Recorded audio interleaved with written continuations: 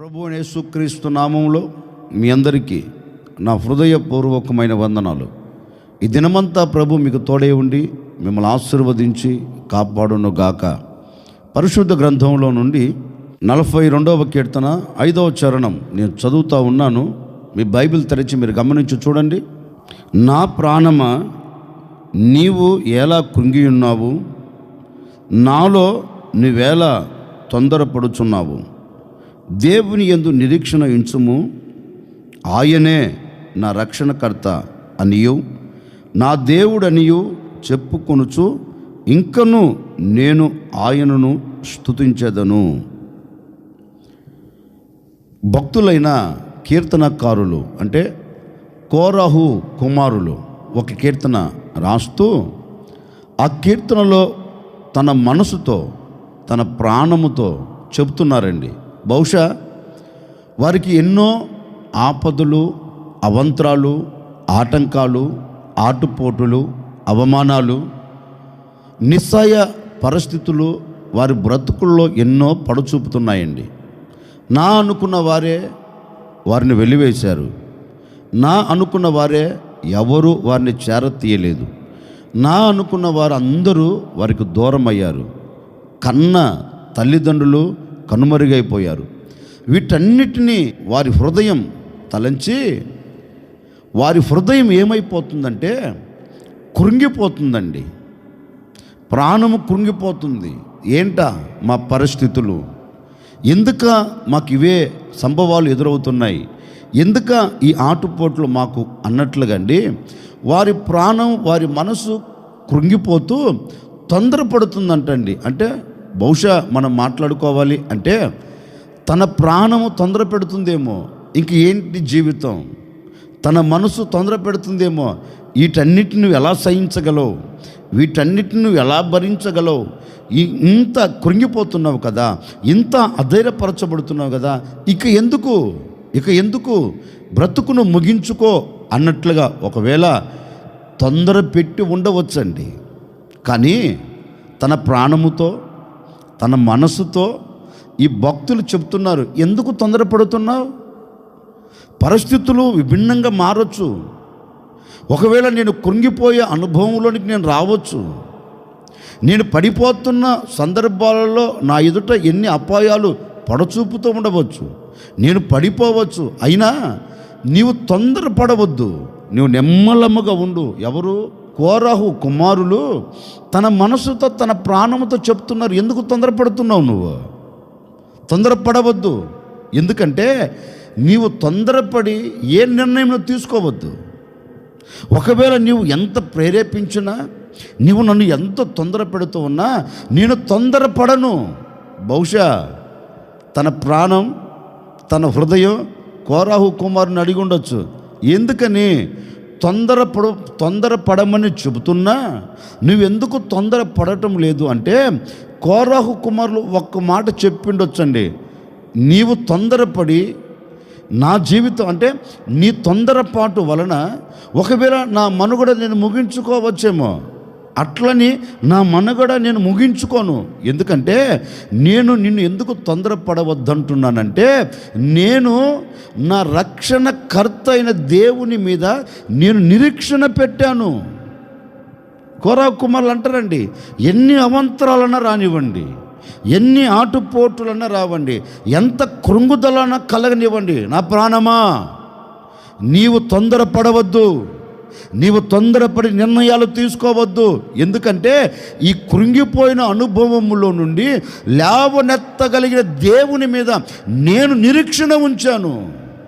నేను ఆ దేవుని మీద నిరీక్షణ ఉంచాను గనక, నేను ఆయన మీద నమ్మకాన్ని పెట్టుకున్నాను గనక నా నిరీక్షణ కర్తైన దేవుడు తప్పక ఈ పరిస్థితులలో నుండి నన్ను విడిపిస్తాడు, నన్ను లేవనెత్తుతాడు, ఒక అద్భుతాన్ని కలగచేస్తాడు. గనుక నీవు తొందరపడి నిర్ణయాలు తీసుకోవద్దు అని కోరహు కుమారులు తన ప్రాణముతో చెప్తున్నారని. నా ప్రాణమా ఎందుకు కృంగిపోతావు? నాలో ఉన్న అంతరంగమా, నా హృదయమా, ఎందుకు నీవు తొందరపడతావు? తొందరపడటం వలన ప్రాణ నష్టం జరుగుతుంది. కనుక తొందరపడగాకు. కొంచెం సేపు మౌనంగా ఉండు. నేను నా దేవుని మీద నిరీక్షణ పెడుతున్నాను, ఆయన నా పట్ల అద్భుతం చేస్తాడు, కృంగిపోయిన నన్ను లేపి నిలబెడతాడు. ఎందుకంటే నేను ఆయన మీద ఆధారపడ్డాను. నిజమేనండి.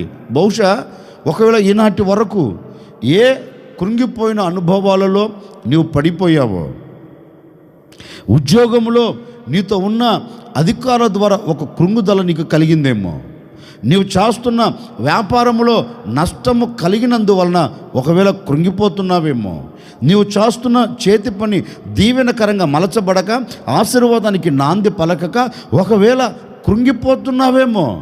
ఈ పిల్లలు నా మాట వినటం లేదు, ఈ భర్త నా మాట వినటం లేదు, నా భార్య నా మాట వినటం లేదు, కుటుంబంలో అన్ని శ్రమలు ఎక్కువైపోయాయి అని ఒకవేళ వాటిని చూచి కృంగిపోతున్నావేమో. ఏది అనుకున్నా నెరవేర్చబడట్లేదు, ఏది అనుకున్నా జరగట్లేదని ఒకవేళ కృంగిపోతున్నావేమో, ఒకవేళ నీవు అధైర్యపరచబడుతున్నావేమో. అందుకే ఓ సేవకుడిగా నేను మీతో చెప్తున్నానండి, వీటన్నిటిని బట్టి ఒకవేళ కృంగిపోతున్నావా, కృంగిపోవలసిన అవసరం లేదు. కృంగుదలను బట్టి ఒకవేళ నీ హృదయం ప్రేరేపిస్తుందా, ఇక ఎందుకులే ఈ జీవితం, ఇక ఎందుకులే ఈ బ్రతుకని కాదు కాదు కాదు కృంగిపోతున్న నీ అంతరంగముతో, కృంగిపోతున్న నీ ప్రాణముతో, తొందర పెడుతున్న నీ ఆత్మతో నీవు చెప్పు, నీ హృదయంతో చెప్పు, తొందరపడకు, నా దేవుడు తప్పక నిశ్చయముగా ఒక అద్భుతం చేస్తాడు.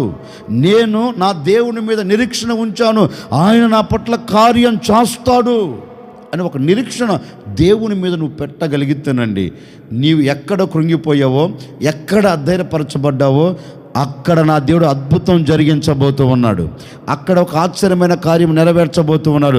నీవు నిరీక్షణ ఆయన మీద పెట్టగలిగితే, ఆయన చేస్తాడు అనే ఒక నమ్మకం నీవు ఆయన మీద ఉంచగలిగితే, ఏ పరిస్థితుల్లో నీవు పడిపోయినా, ఏ పరిస్థితుల్లో నీవు కృంగిపోయినా, ఏ పరిస్థితుల్లో నీవు కృషించిపోతున్నా, ఏ పరిస్థితుల్లో ఒకవేళ ప్రాణ నష్టం జరిగేదానికి నీవు సమీపంగా ఉన్నా, ఇదిగో ఈ ఉదయకాల సమయంలో నేను ప్రకటిస్తున్న యేసు మీద నీవు నిరీక్షణ పెట్టగలిగితే, నేను రక్షించగలిగిన వాడు, నిన్ను తప్పించగలిగిన వాడు, కృంగిపోయిన నిన్ను లేవనెత్తగలిగిన వాడు, అధైర్యపరచబడుతున్న నిన్ను ధైర్యంతో నింపగలిగిన యేసు నీతో చెప్పకనే చెబుతూ ఉన్నాడండి. నీవు నా మీద నిరీక్షణ పెట్టగలిగితే నేను నీ పట్ల అద్భుతం చేస్తాను. అందుకే ఓ సేవకుడిగా ఈ ఉదయకాల సమయంలో నిన్ను మనసుతో కోరుకుంటున్నానండి, కృంగుదలను బట్టి కలవరపడవద్దు, ఒకవేళ తొందరపాటును బట్టి నిర్ణయాలను తీసుకోవద్దు, ఒకవేళ తొందరపడి ఒకవేళ కృంగిపోయి ఇక ఎందుకులే కాలం ముగించుకొని వెళదాం అనే ఆలోచనతో నువ్వు ఉండగాకు. నీ ఉండవలసిన ఆలోచన ఏంటో తెలుసా? కష్టం కలగవచ్చు, కన్నీరు కలగవచ్చు, ఆపదలు ఎదురు కావచ్చు, నష్టాలు సంభవించవచ్చు, ఉన్నవారంతా వ్యతిరేకులై కృంగదీసే మాటలు మాట్లాడవచ్చు. ఏవి విన్నా ఏవి కనపడినా అధైర్యపడగాకు. నిన్ను రక్షించగలిగిన దేవుని మీద నీవు నిరీక్షణ పెట్టగలిగితే ఆయన నిన్ను ఆదుకోబోతూ ఉన్నాడు, ఆయన నిన్ను లేవనెత్తబోతూ ఉన్నాడు, ఆయన నీ బ్రతుకును ఒక నూతనమైన మార్గములో నిన్ను నిలబెట్టబోతున్నాడు. ఆయన నిలబెట్టడమే కాదని నీ బ్రతుకులో ఒక అద్భుతం చేస్తాడు. లేఖనంలో మనం చదివితే మన పితరుల జీవితంలో దేవుడు కూడా ఒక అద్భుతం చేశాడండి. ఎవరో కాదు, అబ్రహాము విషయంలో మనం పరిశుద్ధ గ్రంథంలో మనం చదివితే పరిశుద్ధ గ్రంథం ఈ విధంగా సెలవిస్తుందండి. అబ్రహాము దేవునిని నమ్మెను అంటే అబ్రహాము ఎవరి మీద నిరీక్షణ పెట్టాడు? దేవుని మీద నిరీక్షణ పెట్టాడు. దేవుని మీద నిరీక్షణ పెట్టాడు కనుకనే అతడి జీవితంలో దేవుడు అద్భుతం చేసి ముగించాడు. ఇంచుమించుగా 75వ సంవత్సరంలో దేవుడు చెప్పాడు, అబ్రహాం నేను నీకు ఒక వారసుని ఇవ్వబోతున్నానని. కానీ అబ్రహాము ఇది జరగదులే అని అపనమ్మకంతో లేడండి. అంటే అబ్రహాము కృంగుదలను దేవుడు చూచాడు గనక దేవుడు చెప్పాడు, ఇస్తానని చెప్పాడు. అప్పుడు అబ్రహాం ఏం చేశాడు?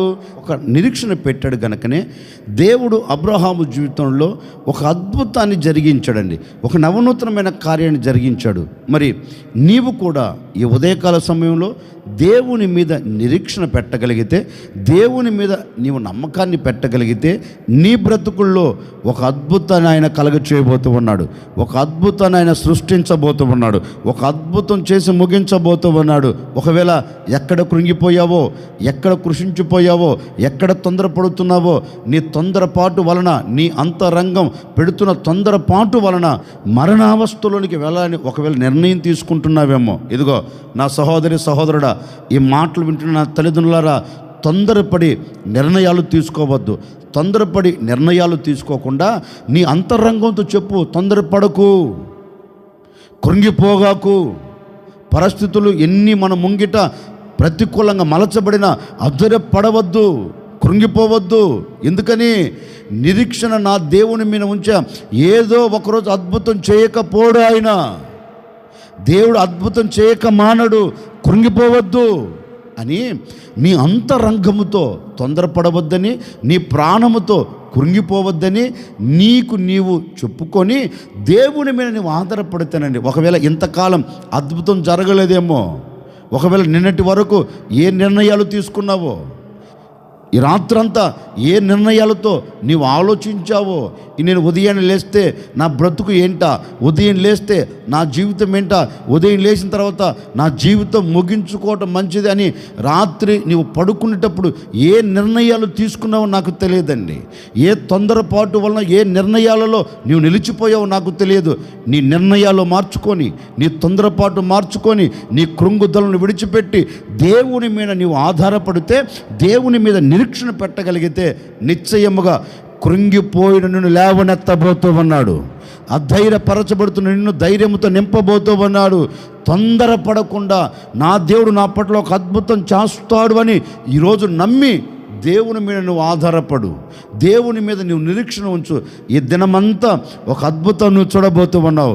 ఇప్పటి వరకు చూడని ఒక అద్భుతం, ఇప్పటి వరకు చూడని ఒక నవనూతనమైన కార్యమును మీ కుటుంబాలన్నీ చూచేటట్లుగా అద్భుతం నా దేవుడు చేయబోతూ ఉన్నాడు. కృంగిపోయిన నిన్ను లేవనెత్తబోతూ ఉన్నాడు. భయపడవద్దు, భయపడవద్దు, భయపడవద్దు, భయపడవద్దు. ఈ ఉదయకాల సమయంలో నా ప్రభు అక్షరాలుగా దాన్ని చేసి ముగించబోతూ ఉన్నాడు. ఒక అద్భుతాన్ని దేవుడు నా ప్రభు జరిగించబోతూ ఉన్నాడు. నీ ఎడల నా దేవుని కనుదృష్టి నీ మీద నిలబెట్టి ఒక అద్భుతమైన కార్యం నా ప్రభు జరిగించబోతూ ఉన్నాడు.